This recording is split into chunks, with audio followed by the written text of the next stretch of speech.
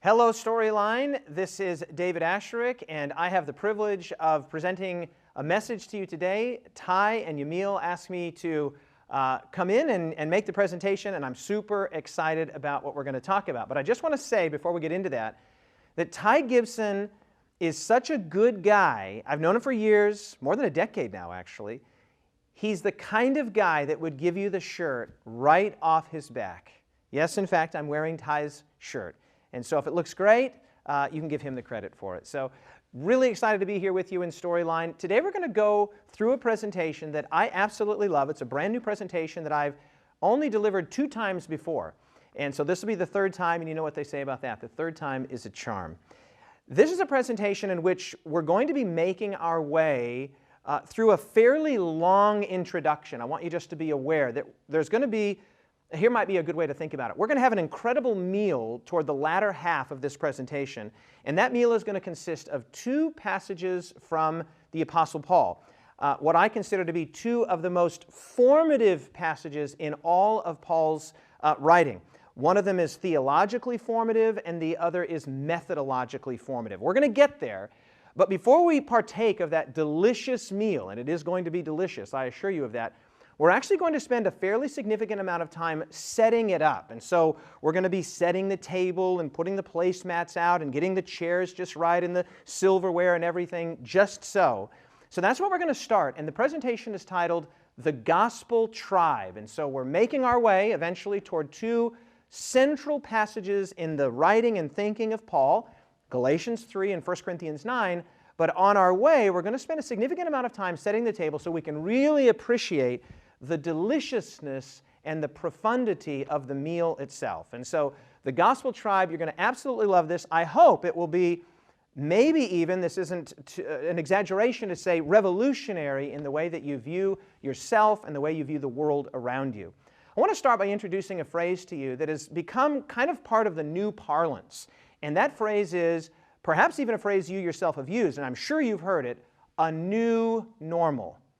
Right? You've heard that before. We talk about a new normal, and most recently, of course, living in the context of a global pandemic, part of that new normal is that we wear masks and we socially distance, we stay away from people. All of these sort of new normals, and you think about the word normal actually means things that you do habitually or things that you do routinely.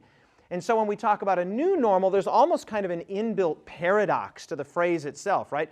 Something that we're doing routinely and habitually, but that we didn't used to do, but we now are doing. And so that's the sort of catchiness of the phrase and the descriptiveness of the phrase. A new normal, a new way of thinking about things, a new way of doing things, a new way of traveling, of relating, of talking, and of doing life. Well, not just in the context of the global pandemic, but one of the most significant ways in which this phrase, a new normal, takes on real modern significance and meaning is this idea, or this way. We live now in a time of such incredible technology, particularly with regards to information technologies, that it's almost even difficult to remember what life was like before these technologies began. Right? This is a new normal. I'm 48 years old. I have 2 teenage sons, okay, 18 and 19. My 2 teenage sons do not remember the world before the internet. They don't remember the world before smartphones. They don't remember the world before Google. This is their world. I remember that world. And if you're over about the age of, say, 30 or 35, you also will remember that old normal. But now we live in a new normal, and this impacts the way we drive, the way we navigate, the way we access information, the way we do basically everything, the way we communicate.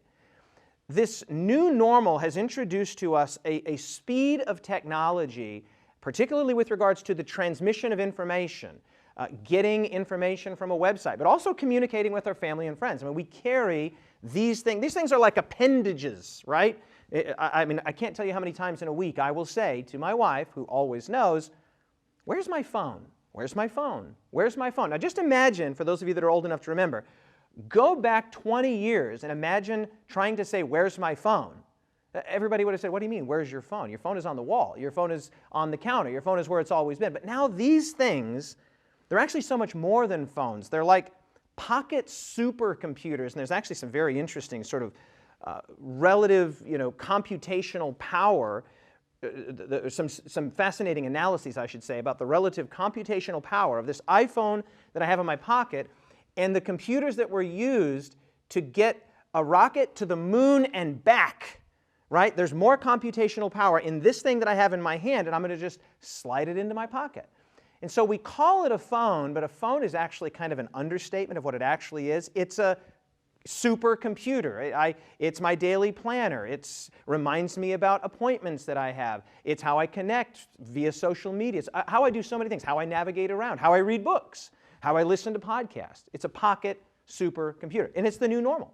It's basically always with me. Chances are you're watching this video, yours is in your purse, or it's in your pocket, or maybe you're even reading, you've got the Bible open on your phone, which is really your pocket supercomputer, part of the new normal. Well, I watched a documentary probably 2 months ago now that was describing some of the significant upsides, and we are well aware of the upsides of this new normal, the immediacy of having technology. It's available. We can look up anything we want. We can learn anything of course, there's a lot of upsides to it. Nobody would deny that. Right? We get lost much less often than we used to get lost. We're not writing directions on the back of an envelope or on a napkin. We just look it up on our pocket supercomputer. So there are some upsides, but a fascinating documentary was released in 2020 titled The Social Dilemma. And in this documentary, I don't know if you've seen it, but I just want to say this, and I rarely say something like this. You need to see this documentary.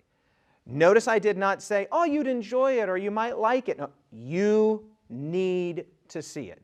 And one of the reasons you need to see it is, I don't know if you can read the top line there, but it says the technology that connects us also controls us. There is a lot of upsides to this new technological normal that we live in, but there are some significant downsides. And in The Social Dilemma, what the filmmakers do is they basically go and interview about a dozen, 10 to a dozen of some of the people that were on the very ground level of the creation of and the scaling of the internet and social media, things like Facebook and Pinterest and Twitter and what's the other big one I'm forgetting? Instagram. Right? So these are some of the people that helped create these programs, and they're the CEOs of some of these companies, and they're the ones that were responsible for the scaling of these technologies. And here's the fascinating thing. When they're interviewed, they're not saying, like, in infomercial style, oh, this is the greatest thing that's ever happened since sliced bread. This is the best thing since chunky peanut butter or anything. No, no, no. They're actually saying there's some real downsides here, some significant downsides. And there is a kind of certain deliciousness to listening to the creators of these technologies look back not 100 years later, but just 5 years later, 10 years later, and retrospectively say, we kind of created a Frankenstein.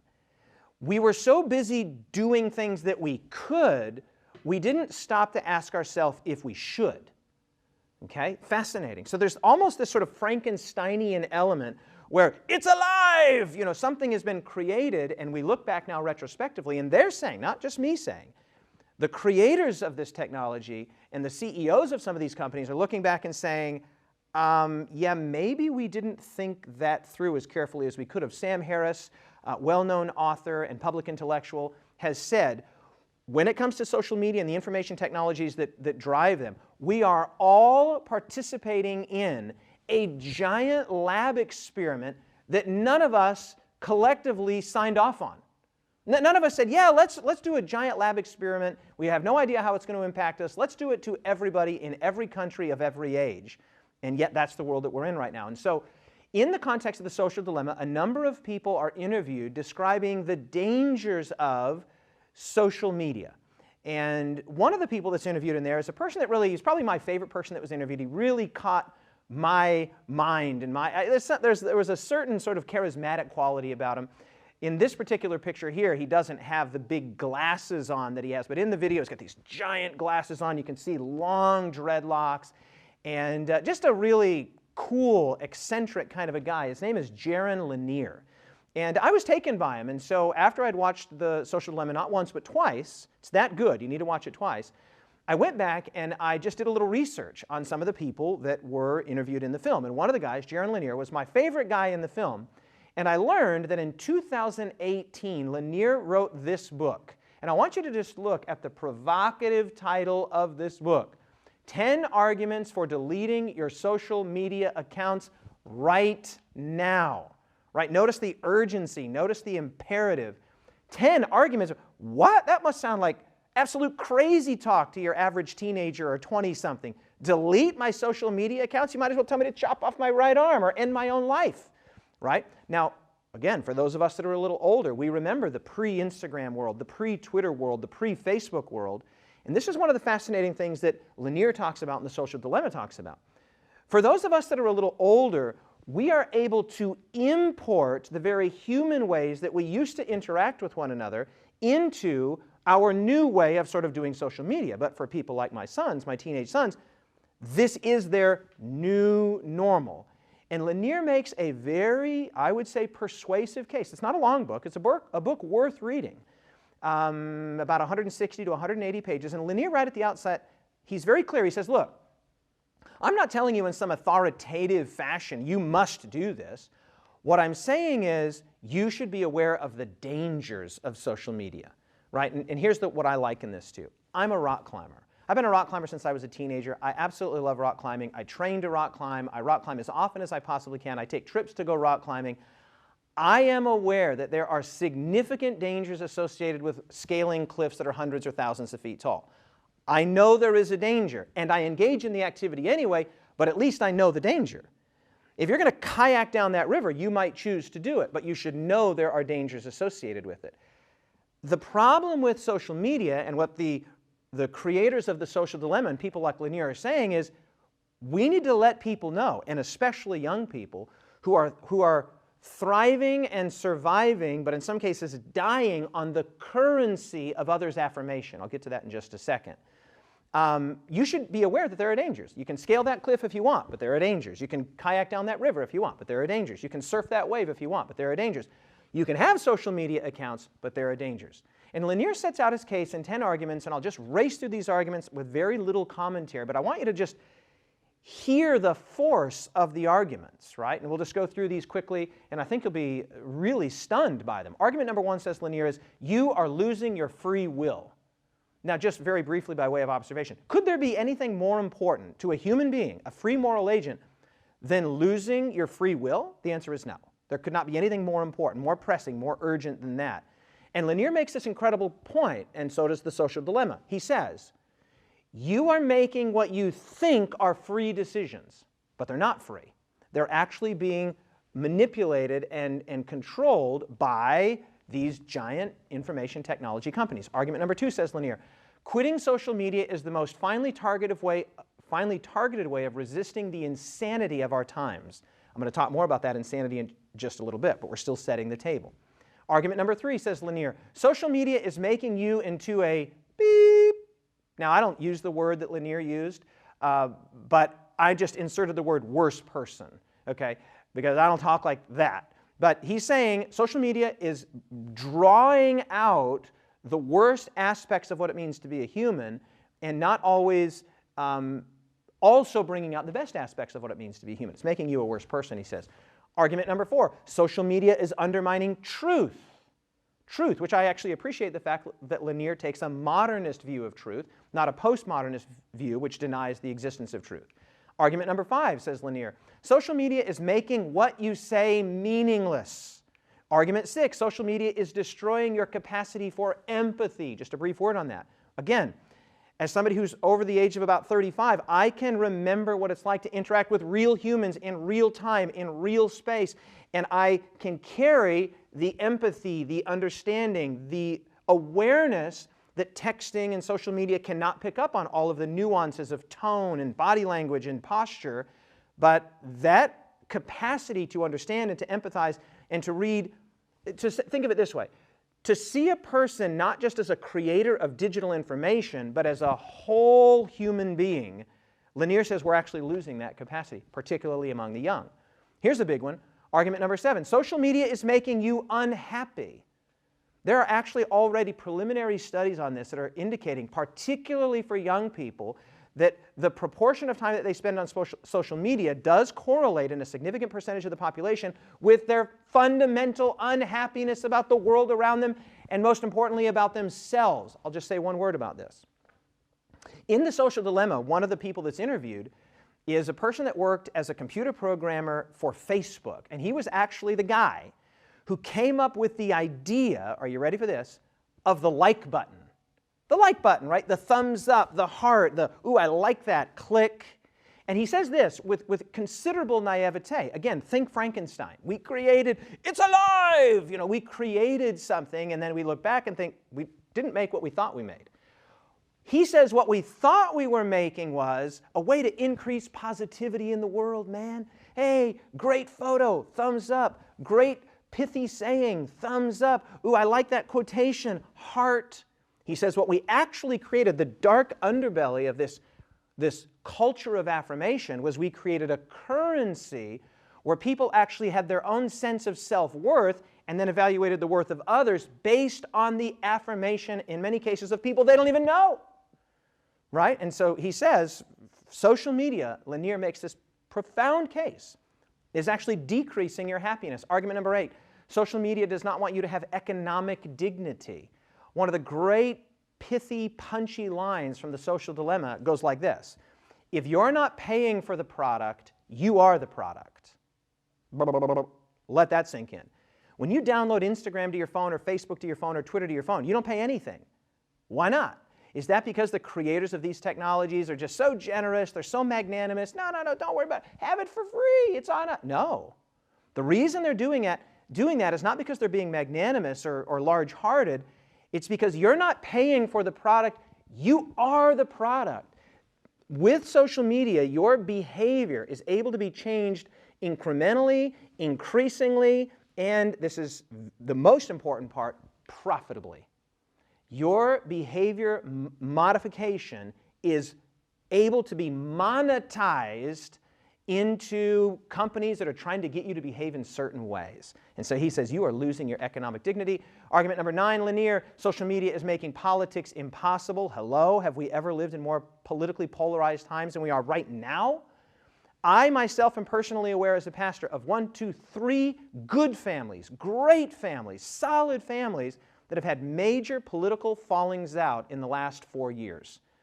Why? Well, this is actually getting right to the heart of the thing I want to talk about. Why is social media seemingly exacerbating the incredibly hostile political climate in which we find ourselves? And then finally, Lanier just puts his cards on the table, man. He just puts it out there and says, here's the 10th reason to delete your social media accounts right now. Social media hates your soul. Now here again, you should not read Lanier's book as an authoritative, you must do this, but as a warning sign, like, sure, climb that cliff, surf that wave, kayak that river, but be aware there are significant dangers. And it's right here that we take our first pivot. This idea of politics and the insanity of our times and social media hating your soul. One way that social media and the media more generally are overtaking our better impulses is seen in the rise of what has been called modern tribalism. Tribalism. Now let me just pull my phone out of my pocket supercomputer, and read to you just a few books from Amazon. So all I did is I went into Amazon and I typed in the word tribalism. Well, before I did that, I actually just Googled tribalism. And if you're familiar at all with Google metrics, what you see is that in the 1930s, 40s, 50s, 60s, 70s, 80s, 90s, not really many people using the word tribalism. You know what happens in the 2000s and 2010s especially? That use of that word tribalism goes, it just rockets up. Why? Why? Well, one of the central theses of The Social Dilemma is this idea, this is key, is that social media is not merely revealing and undergirding tribalism and undergirding fragmentation and undergirding polarity. It's actually catalyzing it. It's creating it. And so listen to this. I just went to Amazon and I typed in tribalism. And I'm going to read you, I don't know, 6 or 7 book titles. I've not read any of these books, but I want you to just listen to the titles of these books. Here we go. Hive Mind, The New Science of Tribalism in Our Divided World by Sarah Rose Kavanaugh. Our Divided World. Number 2, Political Tribes, Group Instinct, and the Fate of Nations by Amy Chua. the fate of nations. Number 3, the red and the blue, the 1990s and the birth of political tribalism by Steve Kornacki and Ron Butler. Ooh, political tribalism. Number 4, moral tribes, emotion, reason, and the gap between us and them by Joshua Green. The gap between us and them. That's tribalism by definition. Number, I think, 5, suicide of the West. What? Suicide of the West, how the rebirth of tribalism, populism, nationalism, and identity politics is destroying American democracy by the well-known writer Jonah Goldberg. 2 more, and listen to these. Our beleaguered species. What? Beyond Tribalism by Elizabeth Crouch Zellman. Our beleaguered species? And then finally, Ron Newby puts all of his cards on the table. Listen to this one. Tribalism, an existential threat to humanity. Okay, without having read any of those books, I can say this confidently. There are people that are observing the rise, the steep rise of modern tribalism, and they're concerned about it. They're so concerned about it that they're writing books, and not just books, but books with titles like Suicide of the West and Our Beleaguered Species and The Fate of Nations. Tribalism is on the rise. Now, what is tribalism? Well, I'm going to sort of set this up by recognizing that there's a difference between a tribe and tribalism. And this is easily illustrated. Take the word sex, for example, and by sex here we mean the word for gender, right? Male and female. There's nothing wrong with having men and women, male and female. Okay, but watch what happens when we add the suffix ism to the end, the suffix ism. Sexism. Now what we've created is a hierarchy based on difference, an essential ontological difference between males are superior, right? Chauvinism, right? Or I suppose there are even some that would say women are superior. Sex, no problem. Sexism, which is a hierarchy based on an immutable characteristic, no. How about this one? Race. We live in a wonderfully diverse world. We're going to get to that in just a second, and we use the term race for this. We talk about the black race and the white race and the Asian race and the indigenous races, and of course there's one race, the human race, but we use this language, and there's nothing wrong with that. People can say, oh yeah, I'm Asian, or yeah, I'm black, or I'm Maori, which are the native people of New Zealand. Nothing wrong, but watch what happens again, as with sex, when we add the suffix ism, racism.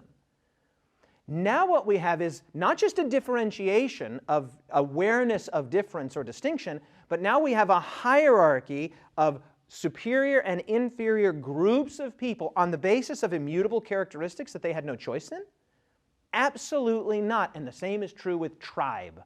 There are all different kinds of tribes, right? There are economics maybe not the best word there, but I guess there would be economic tribes. But you have ethnic tribes, and you have linguistic tribes, and you have geographical tribes, and you even have like tribes that are built around stuff that you like to do. As I mentioned earlier, I'm a rock climber.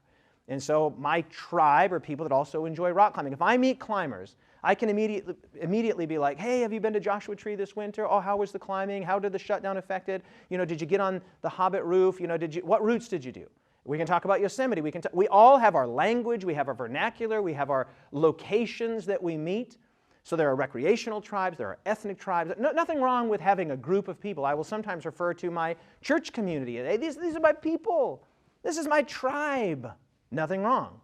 But what happens when we add again the suffix ism, tribalism? And this is what the writers like Chua and Goldberg and others are concerned about. The rise of tribalism is not just, hey, you do life that way, I do life this way. I'm a rock climber, you're a mountain biker. I'm a rock climber, you're a, whatever it might be, a juggler, or a unicycle rider, whatever there is. No. The tribalism that's being described here is a tribalism in which there's not just difference, not just variety is the spice of life, but you're worse than me. There's us, the people like me, and there's them. All of that homogeneous group. In fact, when you read the New Testament, one of the striking features of the New Testament and of Judaism, the Judaism of Jesus' day, was this radically bipartite world. The word bipartite means two parts, of Jews and Gentiles, us and them, as if the whole rest of the world was just a giant homogeneous group of them. That's tribalism. That's tribalism. So sex, no problem. Sexism, problem. Race, no problem. Racism, big problem. Tribe, no problem. Tribalism, big problem. And the sort of thesis of the social dilemma and of Lanier and of other writers and thinkers like them is that social media is not merely revealing a tribalism that was already there, it's creating it. I want to say that again. Social media is not merely revealing a tribalism that was already there, it is creating it. And it's right at this point that we take our pivot. We're beginning to set the table, and we're on our way now to those two Pauline passages that I mentioned at the outset, Galatians 3 and 1 Corinthians 9. And on our way, we're just going to pause for a moment and look at a passage from the last book of the Bible, Revelation, and a passage from the first book of the Bible, Genesis, and just bring those with us on our way to the writings of Paul. Okay? So here's John the Revelator, who, of course, wrote the book of Revelation. He's on the island of Patmos, a penal colony, sort of 25 miles out into the Aegean Sea. I've been there. I've been to that colony. I've been to the very cave where John the Revelator reportedly received the revelation.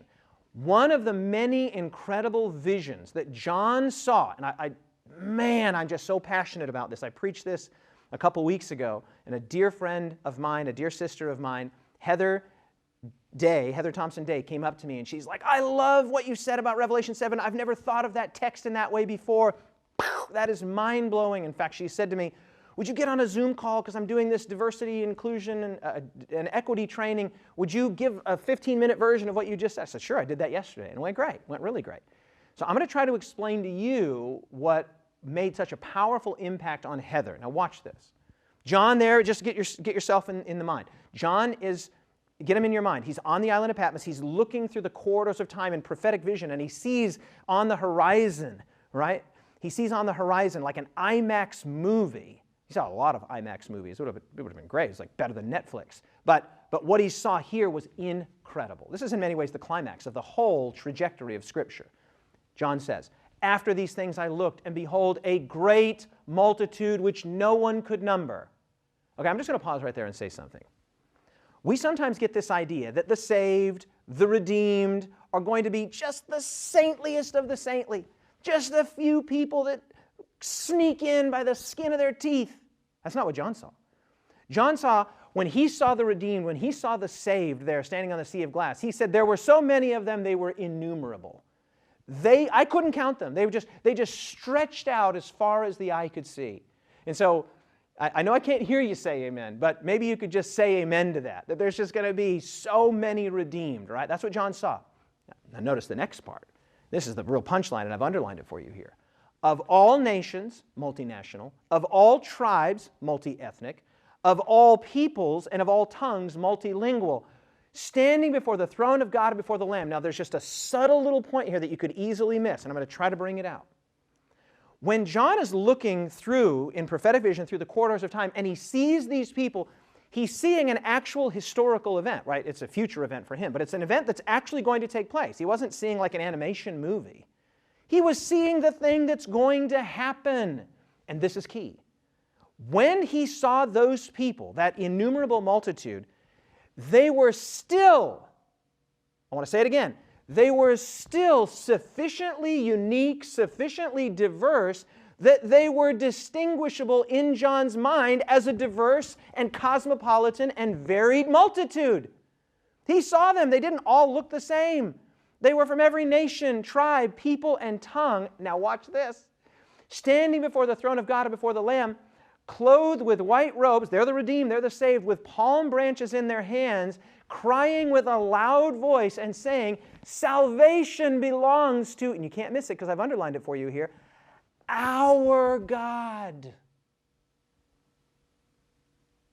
who sits on the throne and to the Lamb. Now just let the glory of that, let the profundity of that and the beauty of that just settle into your mind. This diverse, cosmopolitan, multilingual, multinational, multi-ethnic, multi-geographical people are all different enough that when John saw them, he's like, man, there's a lot of different kinds of people there. But what were they all saying? Salvation belongs to our God. There is no sense in which the one true Creator God is worshipped only by a group of people that look a certain way, or think a certain way, or speak a certain way, or live in a certain area. God is the creator of the world with all of its glorious and beautiful diversity. And when John saw it, There was diversity, obvious, we've already targeted that. But there was also unity, our God. In fact, you might not know this, but I'm actually giving this presentation right now at a place called Southern Adventist University. Now, let me tell you something interesting about that word university.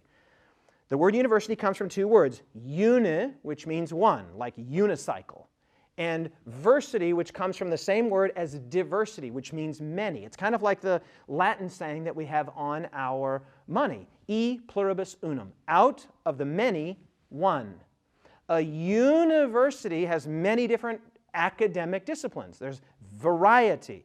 There's the physics department, and the math department, and the nursing department, and the theology department, and the education department, and the psychology department, and the film department. Diversity with one pursuit, education, knowledge. University. What John saw there was a kind of celestial university. Diversity, but all of them saying collectively and even synchronously, salvation belongs to, say it with me, our God.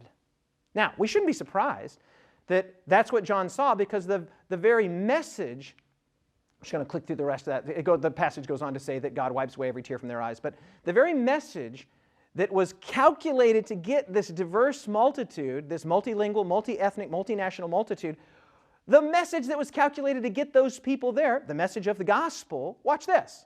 Revelation chapter 14, verses 6 and 7, the first of what's sometimes called the three angels' messages.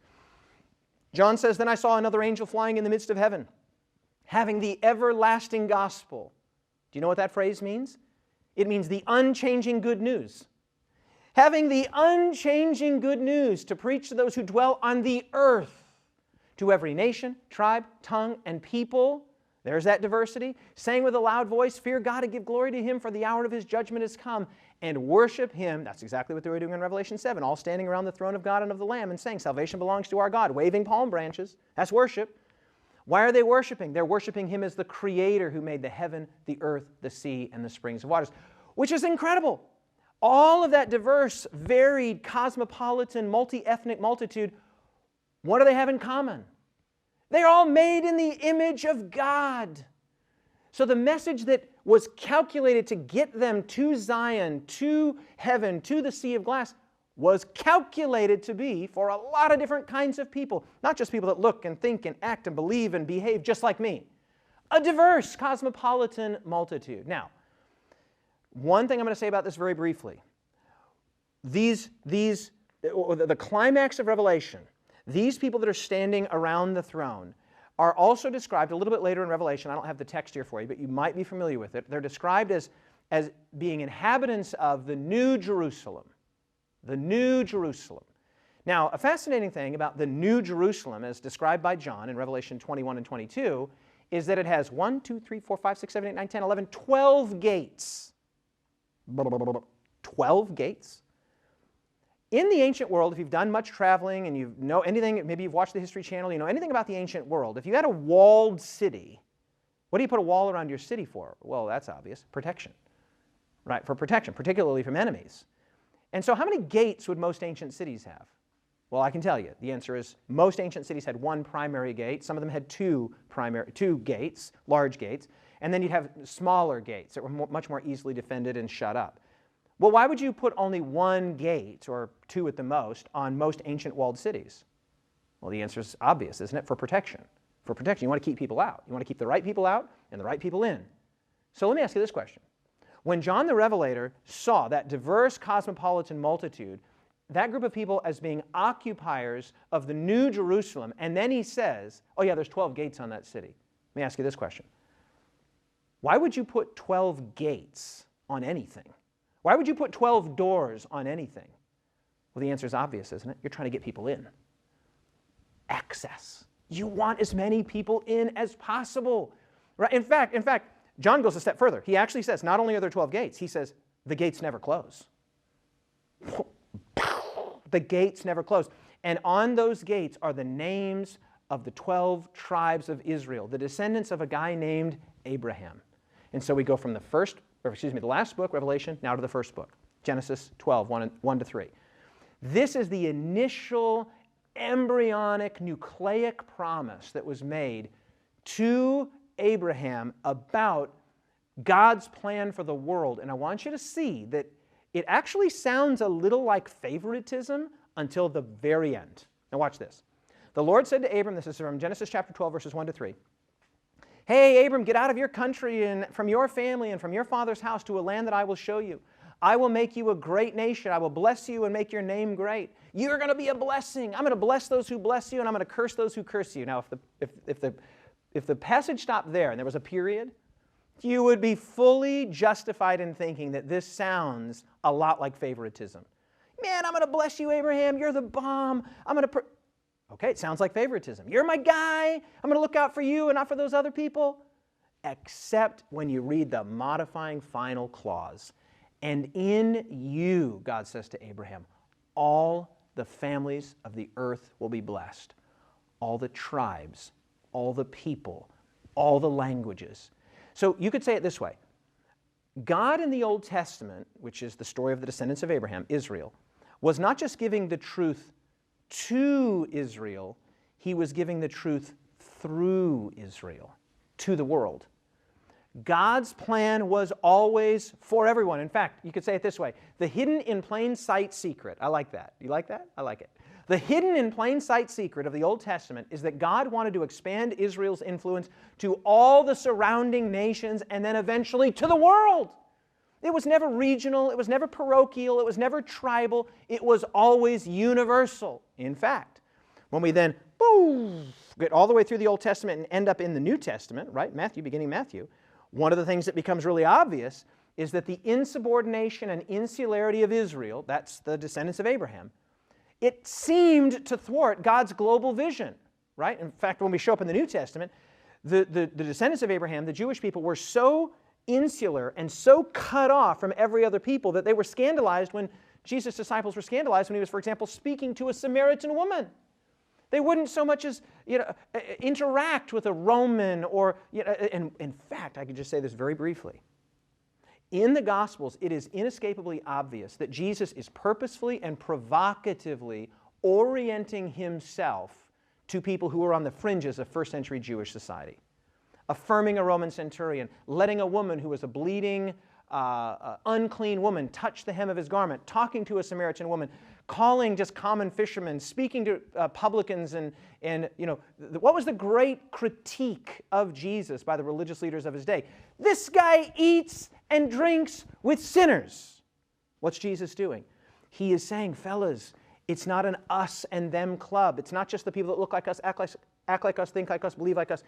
This message is for the world. What did Jesus say when he was sitting there next to that woman there or actually she had left by that point, but in John chapter 4, the woman at the well, he said, fellas, you say to yourselves, you say among yourselves, oh, there's only 4 months and then we're going to harvest. It's going to be a great harvest. And Jesus said, lift up your eyes and look. The fields are already white for the harvest. Because Jesus didn't take an insular, tribal, parochial view of reality. He took a global and inclusive view. Incredible. Jesus shows up in the New Testament as Israel, as God's anointed son. The New Testament overflows with evidence that God's saving vision from that initial embryonic, nucleic promise to Abraham was always, say it with me, inclusive and global. The vision was always, in fact, that's what John sees. When John looks, he sees a cosmopolitan, diverse, multi-ethnic, multilingual, multinational, incredible variety, that multitude. But they're all saying the same thing. They're all saying the same thing. Salvation belongs to us. And now at this point, right here, the table is set, the hors d'oeuvres have come out, the appetizers have come out, and now we partake of the entrees, the two main dishes in the meal. Galatians 3 and 1 Corinthians 9. And the table is so well set by the grace of God. I'm giving God all the credit here because it's not about the delivery, it's about the content. But theologically, the table is so well set, you're going to bite into these incredible biblical passages, which I believe, and this is my studied opinion, these are formative passages, definitive passages in the writings of Paul. I didn't just go grab 2 random passages from Paul. No. These are shaping passages in Paul's basic theology and basic methodology. We're going to spend our last several minutes on these. Galatians chapter 3. Paul writes to the church in Galatia, modern Turkey, and says, "For you are all the sons of God through faith in the Messiah Jesus. For as many of you as were baptized into Christ have put on Christ." Now think about that. If we're all the sons and daughters of God, if we all have the same Father, then that makes us brothers and sisters. Paul then proceeds on this premise that we're all brothers and sisters with the same Father to begin to erase the major demarcations and distinctions of all different kinds that existed in his day. He says 3 times, there is neither Jew nor Greek, 1. There is neither slave nor free, 2. There is neither male nor female, 3. For you are all one in the Messiah. Now let's just pause here briefly and note each of these. First of all, Jew and Greek was an ethnic distinction. It was a cultural distinction. It was a theological distinction. Right? And Paul feels comfortable just erasing that distinction. He says, yeah, I know that your parents thought this way, and I know your grandparents thought this way, and I know your great-grandparents thought that the world was all about us and them, Jews and Greeks. He says, not anymore. And the second distinction, slave and free, we might be tempted in our modern Western context to think of this as only an economic distinction, right? The rich and the poor, the haves and the have-nots. Oh, no. It was that, but it was more than that. It was an ontological distinction. Because basically every nation, every culture, and especially the Hebrew culture, but not especially, the Hebrew culture, the Greek culture, the Roman culture, they all have thought of themselves as the better people. Right? So there's again, not just difference, but there's hierarchy. It's the difference between sex and sexism, race and racism, a nation and nationalism. Right? Where I see myself as superior to you in a cultural sense, in an ontological sense. And so when Paul says, he has the audacity to say, yeah, that whole slave-free thing, not anymore. What? You're erasing an economic distinction? Watch where he goes with this one. There is neither male nor female, which again was not only a biological distinction, a physiological distinction, was also an ontological distinction. Women were worth less in the minds of a great many in Paul's day than males. Now this is a key point, and if you miss this pivot, you're going to miss something very important. Paul is not here saying that these distinctions no longer exist. There were still Jews and non-Jews. There were still slave and free. There were still rich and poor. There were still males and females. Paul, if we could have gone up to Paul and say, Paul, are you saying that these distinctions no longer exist? That's not what he's saying, obviously. Anybody with eyes could discern that these groups, these identities still existed. So what is he saying? Key. What he's saying is not that distinction or difference no longer exists, but it no longer becomes the basis upon which we relate to one another. Why? Why? Okay, think of it this way. Our identities, and we're going to get to this in just a second in 1 Corinthians chapter 9, our identities, what I call little I identities, are basically built around the stories, the little s stories that we tell ourselves. Right? So I'm a layer, all of us are layers of identity, right? So I am a male, that's a part of my identity. I'm a father, that's a part of my identity. I'm a husband, I'm a son, I'm an adopted son, I'm a rock climber. We're layers upon layers upon layers upon layers upon layers of identity. Nothing wrong with that. In fact, there's a lot right with it. That's what makes us all uniquely wonderful, and it's great. Those are what I'm going to call little I identities. Not unimportant, not insignificant. Paul would say, yeah, fine. Fine, you can be from Wyoming, you can be a rock climber, you can be a male who has teenage.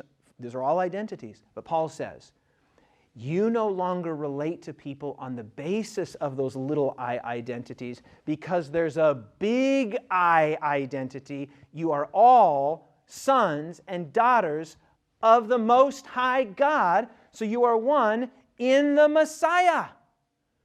You are all one in Messiah. So yes, difference exists. Yes, distinction exists. Yes, variety exists. And thank God for it. Thank God for it, right? Thank God for the incredible variety of foods, variety of looks, variety of hairstyles, variety of eyes, variety of size, variety of culture. Praise God for it. But when we make that difference, not just a differentiation, not just an awareness, but a standard or a hierarchy upon which we relate to others in a hierarchical way, looking down, no. Absolutely not. Paul says, neither Jew nor Greek, neither slave nor free, neither male nor female. And then he says, somebody could come to Paul and say, hey, Paul, who do you think you are? Like, what gives you the right to just start erasing social distinctions and, economic distinctions that have existed for centuries? And Paul would say, I'm so glad you ask. I'm so glad you ask. Because it's not me that's doing this. It actually traces back to that original embryonic Abrahamic promise. Check this out. If you are Christ, this is continuing with the same passage, Galatians 3, 26 to 29, then you are Abraham's seed. And the Greek word here, seed, is sperma. It means descendants. It means family. You are heirs according to the promise. What promise? The promise. The promise that God would bless the world through Abraham. Paul had the theological right to erase those seemingly inviolable social distinctions because he was doing it based on the Word of God and the plan of God, which was always, again, global and inclusive. Friends, this is not a denial of distinction or of difference. It's actually a celebration of it, but it's a reframing of it against this larger, better story, this larger, better identity. And that's the gospel story. That's the gospel identity. You can still preserve your layers of identity, but all of our horizontal identities are subordinated to the fact that we are the sons and daughters of the Most High God. You could say it like this. The gospel tribe is made up of people from all tribes. That's what John saw on the island of Patmos, and that's what we're seeing today in these passages of Scripture. And then our the final dish that comes to us, right? And we're just starting to get a little full, but there's a little room left. Just a little 1 Corinthians chapter 9, chapter 9, verses 19 to 23, shaped space right here. And this is where Paul says something that's incredible. The first was the cornerstone of his theology, which is that God was blessing the world through the promises that he made to Abraham in Christ. Now, this second passage is Paul's methodology. When Paul traveled from town to town as a Jewish citizen, as an ethnic, religious Jew who was a Roman citizen and also saturated in a Hellenistic culture, Paul knew how to move freely and easily from town to town, village to village, place to place. I've traveled in the Mediterranean world. It is as diverse a place as there is on earth, right? Because you have the convergence of Europe, you have the convergence of Asia, and the convergence of the north of Africa, all right there in the Mediterranean. This is, by the way, what Paul means later in this same book, 1 Corinthians chapter 9, a little bit later in verse 14. Paul says, writing to the church in Corinth, he says, I speak with tongues more than all of you. What he's saying is, I've traveled, man. I'm a well-traveled person. I know more languages than any of you. Paul knew how to slide into a situation in this town and slide into a different situation in this town and slide into a social context here and slide into a theological context here. Paul knew he was a well-traveled person. There's actually a fascinating word for this. The word is peripatetic. Paul was well-traveled. Now look at what he says here. Paul says, for though I am free from all men. What does that mean? Does it mean he didn't owe people money? No, it actually means something even cooler than that. He says, my horizontal identities, my little I identity, not unimportant, but I'm not bound by those identities. I can be, and I'm going to create a word here that I hope you like. Paul is going to say, I can be, if necessary, chameleonic. I can adjust, I can adapt, I can shift, I can shimmy in different social, cultural, linguistic situations. I'm able to do that. I'm free from all men. I have identities, but I'm not a slave to those identities. What I am a slave to, I've made myself a servant or a slave to other people, which, by the way, is exactly what Jesus did. Right? That's incredible to think about. Philippians chapter 2, he became a servant. Why would you do that, Paul? I mean, why wouldn't you just say, no, this is who I am, and this is my identity, and this is inviolable, and my culture, my people, my tribe, my way, my language? Why would you be so willing to be elastic and plastic and adaptable? Paul would say, I'm so glad you asked. I'm so glad you asked that. To the Jews, I became as a Jew. I know how to hang out with the Jews. Why would I do that? That I might win Jews. To those that are under the Torah, as under the Torah. The word here is law, but the word means Torah. That's what Paul means, the writings of the Old Testament. To those as under the Torah, I know how to behave as under the Torah, so that I could win those who are under the Torah. To those that are without Torah, I know how to behave as without the Torah, Gentiles. Now, he makes an important parenthetical qualifier here because people were always misunderstanding the stuff that Paul was saying, sometimes purposefully misunderstanding. He says, look, not being without Torah toward God, that's not what I'm saying. I'm saying I'm under the Torah toward Christ. This evangelistic Torah, this invitational Torah to invite the whole world to become participants in God's great vision, his inclusive and global vision.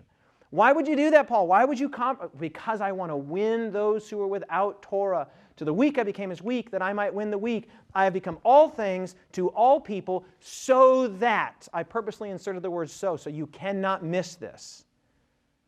Paul, why would you be chameleonic? Why would you be so elastic and plastic and adaptable in these social environments and situations? Why wouldn't you stick rigidly and insistently to your little I identities? Paul would say, oh man, those identities are not unimportant, but I got a bigger thing I'm doing in the world. I have become all things to all people in a variety of social, geographical, cultural, linguistic situations, so that by any means possible, I might save some.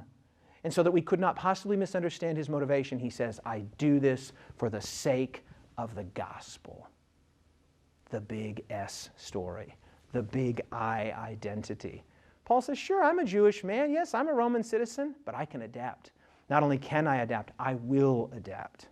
And friends, it's right here in a new normal world with political tribalism and nationalism and populism, all these things on the rise that the world is saying to us, no, you got to look out for people that look like you and act like you and think like you and believe like you. And the temptation is to draw inside of ourselves and to hang out with only our people, my tribe, people that look, think, act, believe just like me. I know. Paul says, open up those arms, just as the arms of God are opened up to embrace a diverse multitude, a cosmopolitan multitude. What did John see? Friends, as followers of Jesus in an increasingly fragmented and tribalistic world, we simply must keep the gospel story central in our thinking, in our relating to other people, and in our serving. That's what Paul says. I do this for service's sake. That's what Jesus did. And by the way, think about this. If God, as God, I mean, this is his identity. God's native identity is God. It's divine. If God is willing to provisionally surrender that identity to become a man for the purpose of service, friends, then what identity could you possibly cling to? What identity could you possibly cling to? I want to close with this incredible... By the way, when I say clinging to, you can cling to your identity, but right up to the point where the gospel identity and the gospel story takes over, and for evangelistic purposes of getting as many people around that throne as possible, we can accommodate ourselves to others, not become rigid and inflexible and insistent and vehement.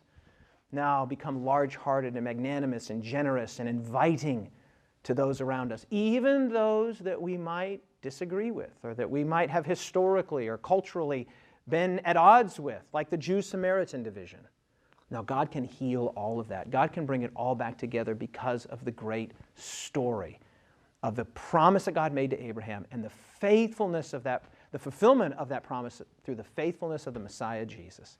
And when John looked down through the corridors of time, he said, man, I saw a multitude and no one could count them. Every nation, every tribe, every people, every tongue standing before the throne of God with palm branches in their hand. And what were they saying? Salvation belongs to our God who sits on the throne and to the Lamb. Storyline, my appeal to you and my appeal to myself